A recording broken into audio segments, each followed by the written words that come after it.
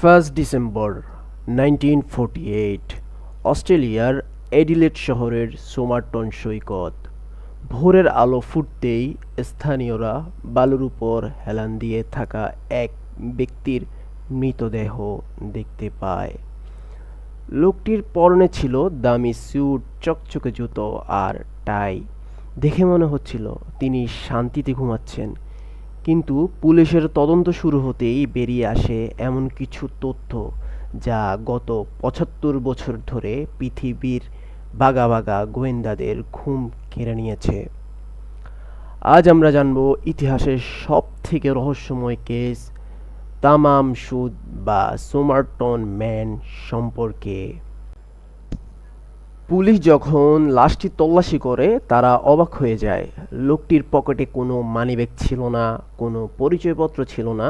সবথেকে অদ্ভুত ব্যাপার ছিল তার পরনের কোট এবং প্যান্টের পেছনে লেবেল বা ব্র্যান্ডের নামগুলোকেও নিখুঁতভাবে কেটে ফেলেছে, যেন কেউ চায়নি এই লোকটির পরিচয় কোনোভাবেই প্রকাশ পাক। ময়নাতদন্তে জানা যায় লোকটির বয়স ছিল ৪০ এর কোঠায়। তার শরীরের গঠন ছিল একজন অ্যাথলেটের মতো, কিন্তু ডাক্তাররা তার পাকস্থলীতে কোনো বিষ পাননি। অথচ তার প্লীহা, যাকে বলা হচ্ছে স্প্লিন, স্বাভাবিকের চেয়ে ৩ গুণ বড় ছিল। ধারণা করা হয় তাকে এমন কোনো বিষ দেওয়া হচ্ছিল যা রক্তে মিশে যাওয়ার পর আর ধরা পড়ে না। ঘটনার কয়েক মাস পর পুলিশ আবার লোকটির প্যান্ট গভীরভাবে পরীক্ষা করে। এবার তারা প্যান্টের পকেটের ভেতরে সেলাই করা একটি গোপন পকেট খুঁজে পায়, যেখানে পাওয়া যায় একটি ছোট কাগজের টুকরো যাতে লেখা ছিল তামাম সুদ। এটি ফার্সি শব্দ যার অর্থ সমাপ্ত বা দ্য এন্ড। তদন্তে জানা যায় এটি ওমর খয়ামের বিখ্যাত কাব্যগ্রন্থ রুবাইয়াত এর একদম শেষ পাতা থেকে ছেঁড়া। কিন্তু এই বইটি কার, আর কেনই বা এই চিরকুটটি তার পকেটে ছিল? পুলিশ খবর পাওয়ার পর একটি পরিত্যক্ত গাড়ি থেকে সেই নির্দিষ্ট কাব্যগ্রন্থটি উদ্ধার করে।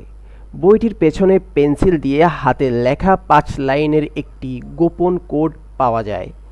দ্বিতীয় বিশ্বযুদ্ধের কোড ব্রেকার থেকে শুরু করে আধুনিক ক্রিপ্টোগ্রাফার সবাই চেষ্টা করেছেন, কিন্তু আজও কেউ এই ৫ লাইনের অর্থ উদ্ধার করতে পারেনি। অনেকে মনে করেন এটি কোনো স্পাই বা গোয়েন্দা সংস্থার গোপন মেসেজ ছিল। আবার সেই বইয়ের ভেতরে একটি ফোন নাম্বার পাওয়া যায়। নম্বরটি ছিল জেসিকা হার্কনেস নামে এক নার্সের।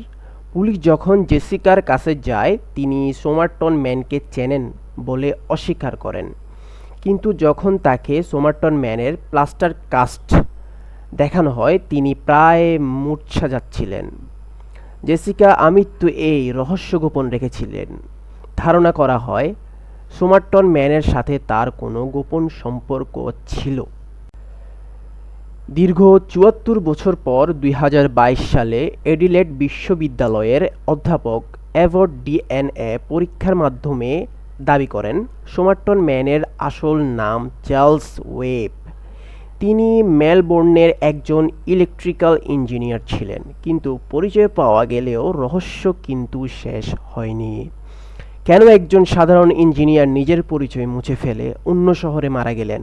তার পকেটে কেন কোট ছিল? কেনই বা তার জামার লেবেল কাটা ছিল? এসব উত্তর আজও ধোঁয়াশা। সোমারটন ম্যান কি শুধুই একজন ব্যর্থ প্রেমিক ছিলেন, নাকি ইতিহাসের পাতায় হারিয়ে যাওয়া এক তুখোর গোয়েন্দা? উত্তরটা হয়তো আমরা কোনোদিনই জানব না, তবে এই কেসটি আমাদের মনে করিয়ে দেয় মানুষের জীবন গল্পের চেয়েও অনেক বেশি রহস্যময় হতে পারে। আপনার কি মনে হয় সোমারটন ম্যান কি আসলে একজন স্পাই ছিলেন? কমেন্টে আপনার মতামত জানান। ভিডিওটা ভালো লাগলে লাইক দিন এবং এমন আরও রহস্যময় ভিডিও পেতে চ্যানেলটি সাবস্ক্রাইব করুন। ধন্যবাদ।